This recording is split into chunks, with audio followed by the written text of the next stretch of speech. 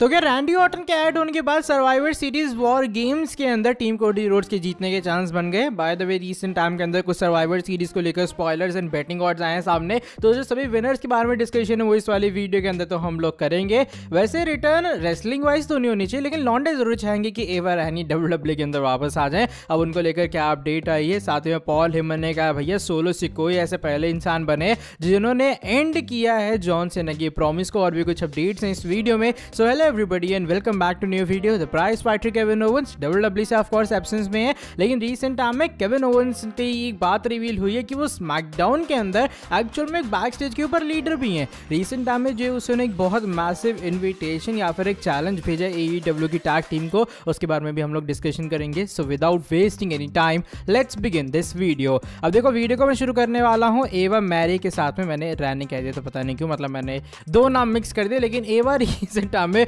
होता क्या, उनको लेकर कुछ बातें आ रही हैं सामने। बेसिकली बात ये है क्या USA नेटवर्क एवा मैरी को वापस लाने वाला है। देखो ये वाली जो पॉसिबिलिटी है वो तब आई है सामने जब रीसेंट टाइम के अंदर USA नेटवर्क को टैग करते हुए एक फैन एक ट्वीट करता है, जो कि स्क्रीनशॉट तुम लोग देख पा रहे होगे। वो लिखता है सो USA network how do you feel if Eva Marie return to WWE? I feel WWE needs evolution. तो यहाँ पर USA नेटवर्क ने इसके ऊपर रिप्लाई किया कि if that's what both of them want we will sure it be entertaining. यानी कि भैया अगर दोनों चीज़ें यानी कि दोनों पार्टीज एवा और WWE दोनों ही चाहती हैं तो हम लोग भी चाहेंगे ताकि वो वापस हैं और एवा एक बार फिर से आके हमें एंटरटेन करें। अब ज़्यादा डिटेल में जाने की जरूरत नहीं है कि वो एंटरटेन किस मैटर में करती हैं, खास करके लड़कों को। तो ये कुछ बात है, मुझे पता है तुम लोग चाहते हो कि एवा मैरी एक बार फिर से वापस आ जाए। बाकी एक बार फिर भी जस्ट फॉर्मेलिटी के लिए अपना ओपिनियन तुम लोग शेयर कर देना कॉमेंट सेक्शन के अंदर, क्योंकि लड़की में रिंग स्किल तो नहीं लेकिन बाकी कुछ टैलेंट ज़्यादा ही है।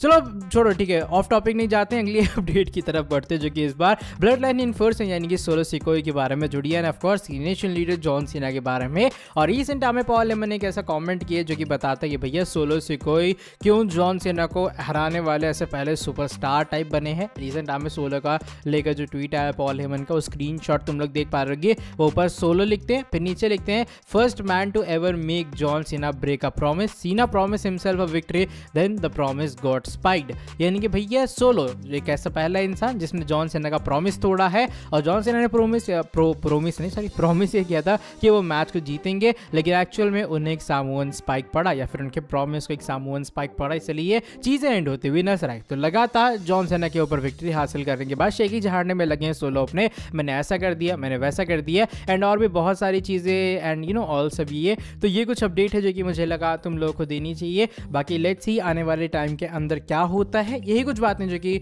सोलो सिकोई को लेकर रीसेंट टाइम में अपने स्पेशल काउंसिल ने कही है। अगली जो अपडेट है वो इस बार जुड़ी है जे ऊसो के बारे में। जे ऊसो ऑफ कोर्स हमारे farmer right hand man, blood line member. बहुत सारी चीजें हैं अभी जे ऊसो के साथ जो कि कंपनी में चल रही है। लग रहा है उनका सिंगल पोस्ट जो है वो आने वाले टाइम में टाइटल पिक्चर के अंदर तो कन्वर्ट होगा। By the way recent time में द रिंगर के ऊपर अपने जे ऊसो आते हैं इंटरव्यू देने के लिए। इस इंटरव्यू के अंदर उन्होंने बात की और एक तरह का इन्विटेशन भेजा, एक तरह का चैलेंज भेजा है AEW की टैग टीम को। यहाँ पर होता क्या है, अपने जो जे ऊसो हैं वो बात करते हैं, कहते हैं बहुत सारे ड्रीम मैचेस हैं लोगों के, तो मैं ये चाहूंगा जिसको भी ड्रीम मैच में compete करना ना, तुम्हें कूद के यहाँ WWE में आना पड़ेगा। उन्होंने ब्रिंग योर एस कहा था, मैंने वर्ड चेंज कर दिया। उन्होंने कहा तुम्हें यहाँ WWE के अंदर आना पड़ेगा, टॉप टियर कंपनी है, हम लोग नीचे नहीं जाएंगे यहाँ से छोटी मोटी कंपनी में, ये top tier company. Young bucks से किसी को भी लगता है कि उसे आना चाहिए तो तुम्हें यहाँ आना पड़ेगा हमसे compete करने के लिए। तुम लोग अपने आप को कहते हो कि तुम लोग best in the world tag team हो, लेकिन नहीं, मैं और मेरा भाई यानी कि जिमी ऊसो हम दोनों best in the world tag team है। हम लोग ऊसो जो भाई हैं, चाहे माइक्रोफोन हो, चाहे हम जिस तरीके से ड्रेस होते हैं,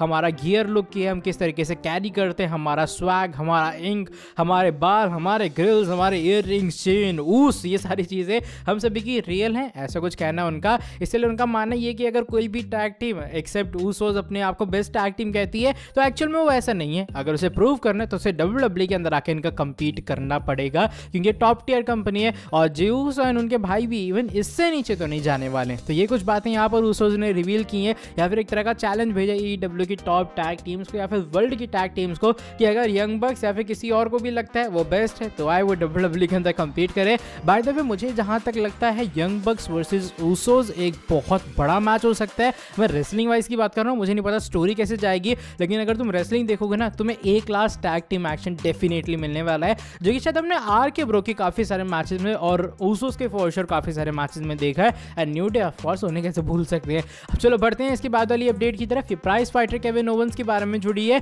एंड जो केविन ओवेंस है उनको लेकर रिसेंट टाइम में ये बात रिवील हुई है कि शायद हमारे जो के हैं वो बैक स्टेज के ऊपर एक लीडर भी है लॉकर रूम के। देखो लॉकर रूम लीडर बेसिकली वो होता है जो कि एकदम टॉप कहते हैं, सबसे ज्यादा एक्सपीरियंस वाला बंदा हो बैक स्टेज के ऊपर। वैसे जब रोमन फुल टाइमर थे तो रोमन भी एक लॉकर रूम लीडर थे, जॉन सीना, अंडरटेकर, ये सारे बहुत सारे बड़े बड़े नेम है जो कि लॉकर रूम लीडर बने हुए हैं। By the way recent time में जो बात आई है सामने वो ये आई है जो कि ग्रेसन वॉलर ऑस्टिन थ्योरी के थ्रू रिवील होती है कैथी कैली के एक डिजिटल इंटरव्यू के अंदर। और यहाँ पर वो कहते हैं कि देखो हमने जो भी केविन ओवेंस के साथ किया हमें लगता है वो गलत किया, हमने उसे प्रोवोक किया, इसलिए अगले हफ्ते जब हम लोग ग्रेसन वॉलर शो होस्ट करेंगे हम वहाँ पर केविन ओवेंस को इन्वाइट करें, जो कि बहुत अच्छा आइडिया है और जरूर उसे भी पसंद आएगा। इसके बीच में वो ये बात भी रिवील करते हैं कि केविन ओवेंस ने इस बिजनेस के लिए यानी कि WWE के लिए, रेसलिंग के लिए बहुत सारी चीजें की हैं, इवन वो एक लॉकर रूम लीडर भी है बैक स्टेज के ऊपर। तो ये कुछ बातें यहाँ पर रिवील हुई कि भैया केविन ओवेंस को कहते हैं ना सीनियर मोस्ट बंदा स्मैकडाउन के ऊपर माना जाता है और वो बैक स्टेज के ऊपर एक लॉकर रूम लीडर भी है। वैसे ऑफ कोर्स केविन ओवेंस के अंदर बहुत एक्सपीरियंस है, उन्होंने पूरा वर्ल्ड एक्सप्लोर किया है रेसलिंग का और WWE के अंदर भी NXT में उन्होंने बहुत सारे अच्छे मोमेंट दिए हैं। बाकी लेट्स सी आने वाले टाइम के अंदर क्या होता है, लेकिन केविन ओवेंस को लेकर ये कुछ तारीफ हुई है कि वो स्मैकडाउन के बैक स्टेज लीडर भी हैं। लेकिन अब चलो बढ़ते हैं इसके बाद वाली स्टोरी की तरफ, जो कि आज की हमारी final news survivor series premium live event और उसको लेकर कुछ स्पॉयलर्स के बारे में जुड़ी है। बेसिकली हम लोग स्पॉयलर्स रिसेंट टाइम में जो बेटिंग ऑड्स एकदम अपडेटेड वाले रिवील हुए उनके बारे में बात करेंगे। देखो एक एक मैच के बारे में डिस्कस करते हैं। पहले बात करते हैं गंथर वर्सेस मिज, मैच होगा इंटरकॉन्टिनेंटल चैंपियनशिप के लिए। ऑफ कोर्स मिज एक बेबी फेस सुपरस्टार है यहाँ पे, लेकिन फिर भी गंथर का एक बहुत हैवी चांस है जीतने का। उनके ऑड्स हैं -5000, मिस के ऑड्स हैं +1000। माइनस में जितनी ज्यादा वैल्यू होगी एक बार फिर से बता दे रहा हूँ कि उतना चांस ज्यादा होने वाला है। कार्लिटो सैंटोस एस्कोबार का आमना सामना होगा। कार्लिटो अंडरडॉग है, सैंटोस एस्कोबार की विक्ट्री होगी, उनके -1000 ऑड्स है यहाँ पे। रिया रिप्ली डिफेंड करेंगी जोई स्टार्क के खिलाफ अपनी WWE वुमेन्स वर्ल्ड चैंपियनशिप को। Of course Riya replay favourable है -3000 ऑड्स के साथ में। वुमेन्स वॉर गेम्स मैच होने जा रहा है जहां पर अभी फिलहाल डैमेज कंट्रोल यानी कि बेली, ईयो sky, Kairi Sen and Aska ये सभी फेवरेबल हैं कि वो बेकी लिंच, बियांका बिलर, शार्लेट फेयर और शॉर्टजी को हराएंगे क्योंकि उनके ऑड्स -180 हैं। डिफरेंस थोड़ा कम है लेकिन फिर भी भैया डिफरेंस तो डिफरेंस होता है।